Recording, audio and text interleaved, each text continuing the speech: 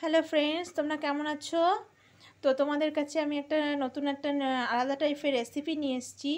যে রেসিপিটা খুব চটপটে, খেতে ভালো, সবাই এটাকে খুব ভালোবাসবে। তো এটা হলো জলপাইয়ের আচার। তো আমার মনে হলো যে আমার এটা অনেকটা হয়ে গেছে, তো মনে হলো যে এটা তোমাদের কাছে শেয়ার করি। এটা কারণ আর করা সম্ভব হবে না, তো আমি তোমাদেরকে শেয়ার করার জন্যই এটা করলাম, ভিডিওটা করছি।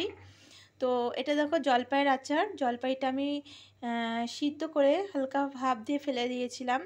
ফেলে দিয়ে একটু সামান্য পরিমাণে শুকিয়েছি, বেশি না, খুব বেশি না, সামান্য শুকিয়েছি।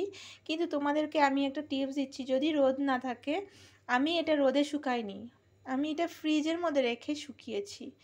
যাদের কোনো রোদ নেই, শুকাতে পারছো না, তো অবশ্যই তোমরা ফ্রিজের মধ্যে একটা থালার মধ্যে ছড়িয়ে রেখে দেবে, কোনো কিছু দিয়ে ঢাকবে না। তো দেখবে তোমাদের এইটা জিনিসগুলো শুকিয়ে যাবে, এই জলপাই হোক আর যেমন যাবতীয় যা কিছু হোক। তো আমি এটা ফ্রিজের মধ্যে শুকিয়েছিলাম, শুকিয়ে তোমাদের এইটা করেছি, জলপাইটা করেছি। তো এটা শুকিয়ে তেল দিয়ে, তেলের মধ্যে শুকনো লঙ্কা, কাঁচা লঙ্কা ফোড়ন দিয়েছিলাম, শুকনো লঙ্কা দিইনি, ওটা মশলা হিসাবে দেবো বলে। আর তার মধ্যে এই জলপাইটা ছেড়ে দিয়েছিলাম, তেলটা গরম করে, বেশ দেখছো কালো কালো হয়ে গেছে, ভাজা করেছি যেরকম ভাজা করে। তো জলপাইটা দেখো, একদম জলপাই মনেই হচ্ছে না, এটা মনে হচ্ছে এটা কিছু ভাজা জিনিস। তোমরা কাঁচা জলপাইয়ের আচার করে খেয়েছো, অনেকে অনেক রকম খায়, কিন্তু এভাবে খেলে খুবই টেস্ট লাগে। আর এটা তোমার সারা বছর এটা থাকে, এতে যদি তেল কম থাকে তবু নষ্ট হবে না। আর দ্বিতীয় কথা হলো, এটা তোমার রোদে, সারা বছর রোদে দেওয়ার কোনো প্রয়োজন নেই।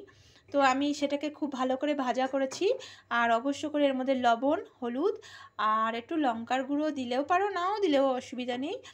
আর মিষ্টি দিয়েছি, চিনি। এটা হবে মিষ্টি মিষ্টি টাইপের আচার, যেটাই দেখো তেলে দেওয়া তৈরি, তেলে তৈরি।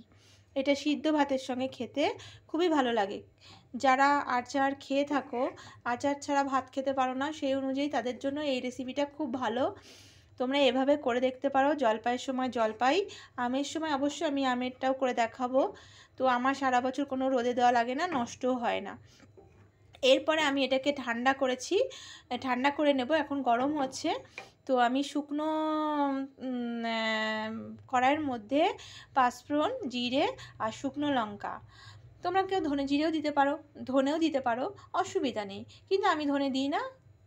ধনে না দিলে স্কিপও করতে পারো, দিতেও পারো, কোনো সমস্যা নেই। তো সেটাকে শুকনো কড়াইতে ভালো করে নাড়াচাড়া দিয়ে ভাজা করে সেটাকে পাটায় বেটে সেটা তোমরা এই মশলা হিসাবে এর মধ্যে দেবে। দেখবে খুব ভালো খেতে লাগবে, অসম্ভব সুন্দর খেতে।